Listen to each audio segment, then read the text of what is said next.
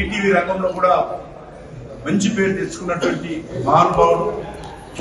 అంతేకాకుండా ఇటు వ్యవసాయ రంగంలో కానీ, తెలుగు భాషకు సంబంధించినటువంటి విషయంలో కానీ, పత్రికకు సంబంధించినటువంటి జిల్లా ఎడిషన్స్ తీసుకురావడంలో కానీ, మరి ఎమర్జెన్సీలో కాంగ్రెస్ పార్టీ వ్యతిరేకంగా పోరాటం చేయడంలో కానీ రామోజీరావు గారు ప్రముఖ పాత్ర పోషించారు.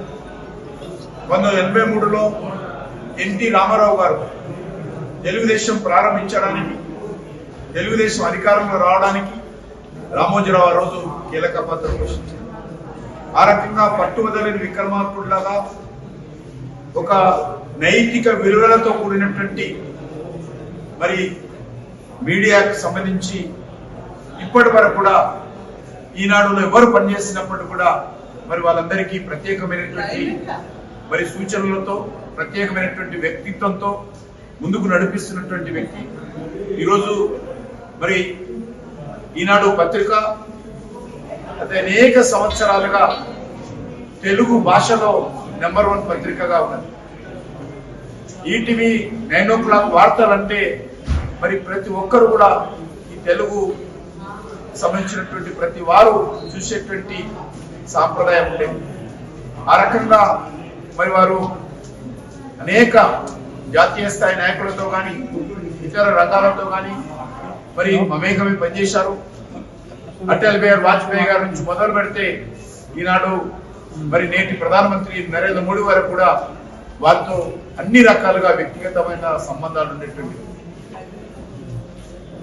ఎల్కే అద్వానీ గారు ఆ రోజు కాంగ్రెస్ పార్టీ ప్రభుత్వం అక్రమంగా అరెస్ట్ చేసినప్పుడు అందరికంటే ముందు మరి ఎల్కే అద్వానీ గారిని మరి అండగా నిలబడినటువంటి వ్యక్తి. ఆ రోజు ఆయన మీద అనేక రకాల ఆరోపణలు చేస్తే అటువంటి ఆరోపణల నుంచి మరి ఎల్కే అద్వానీ గారిని కూడా మరి ప్రత్యేకత చూపించి అంటే అక్రమ కేసు అని చెప్పి గొంతెత్తి చాటినటువంటి వ్యక్తి మరి రామోజీరావు గారు. వారు ఈరోజు స్వర్గస్థుడు కావడం నిజంగా తెలుగు ప్రజలకే కాకుండా, తెలుగు మరి మీడియాకే కాకుండా యావత్ దేశంలో కూడా చాలా లోటు. వారు స్వర్గస్థుడు కావడం అంటే మరి ఆ లోటును పూడ్చడము ఇటీవల కాలంలో ఎవరు చేయలేనటువంటి మరి గొప్ప వ్యక్తిత్వము, గొప్ప శక్తి రామోజీరావు గారు. వారి స్వర్గస్థులు కావడము నేను భారతీయ జనతా పార్టీ తరఫున, నా తరఫున వారికి మరి ప్రగాఢమైనటువంటి మరి సంతాపాన్ని వ్యక్తం చేస్తా ఉన్నాను.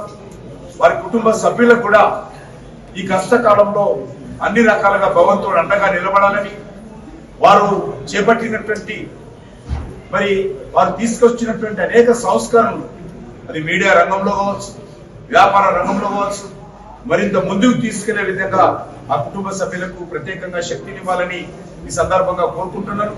అంతేకాకుండా వారు భారతదేశంలోనే అత్యధికమైన పెద్ద మరి రామోజీ ఫిలిం స్టూడియో నిర్మాణం చేసినటువంటి వ్యక్తి. ఎక్కడో మనము మరి అమెరికాలో ఆ రకమైనటువంటి స్టూడియోలను చూస్తాము. సూట్ కేసులో డబ్బులు తీసుకొని వెళ్తే, చెక్ బుక్ తీసుకొని వెళ్తే మొత్తం సినిమా షూటింగ్ అంతా చేసుకొని ఆ రీల్ను బయటికి తీసుకొని వెళ్ళొచ్చు.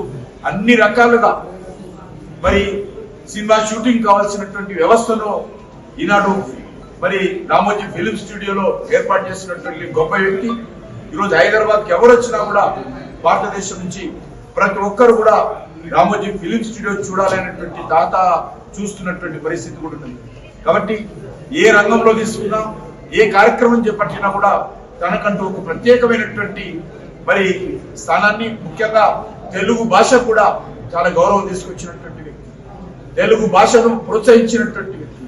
అదేవిధంగా మద్యపాన నిషేధాన్ని కూడా మరి వ్యతిరేకించి మద్యపాన నిషేధం తెలంగాణలో రావడంలో రామోజీరావు గారి కీలక పాత్ర పోషించారు.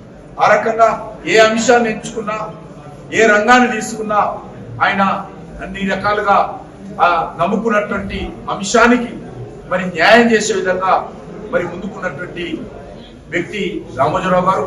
వారు స్వర్గస్థులు కావడము తెలంగాణకే కాదు, ఆంధ్రప్రదేశ్కే కాదు, యావత్ దేశానికి తీవ్రమైనటువంటి లోటు. తప్పకుండా ఆ దిశలో మరి వారి కుటుంబ సభ్యులు వారి యొక్క అడుగుజాడల్లో వారు చేపట్టినటువంటి అనేక కార్యక్రమాలను కూడా ముందుకు తీసుకెళ్లాలని ఆ శక్తి భగవంతుడు ఇవ్వాలని నేను కోరుకుంటున్నాను.